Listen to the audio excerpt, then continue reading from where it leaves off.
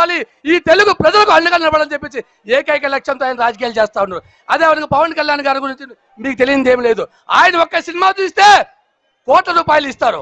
అటువంటి విలాసవంతమైన జీవితాన్ని అందుకొని ఈ రాష్ట్ర ప్రజల కోసం, ఈ తెలుగు ప్రజల కోసం, ఈ రాష్ట్రాన్ని కాపాడుకునేందుకు ముందుకొచ్చి ఆయన పార్టీని స్థాపించి ఈ రోజు తెలుగుదేశం పార్టీతో కలిసి నడిచి ఉమ్మడిగా ఈ రాష్ట్రాన్ని కాపాడుకుందామని చెప్పేసి చంద్రబాబు నాయుడు గారికి అయితేనేమి, తెలుగు ప్రజలకైతేనేమి అండగా నిలబడినటువంటి ఈ యొక్క నాయకులకు మనమంతా కూడా అండగా ఉండాలని చెప్పేసి ముఖ్యంగా కూడా తెలియజేస్తా ఉన్నాం. అనంతపురం జిల్లాలో, ఉమ్మడి అనంతపురం జిల్లాలో తెలుగుదేశం జనసేన పార్టీ కార్యకర్తలు కలిసి పనిచేద్దాం, కలిసి పనిచేసి 14 సీట్లు గెలుచుకుందామని చెప్పి ఈ సభాముఖంగా తెలియజేస్తాం. ఎందుకంటే ఈ రాష్ట్రం బాగుపడాలంటే అనంతపురం జిల్లాలో మనం 14 సీట్లు గెలిపించవలసిన బాధ్యత ఎంతైనా ఉంది.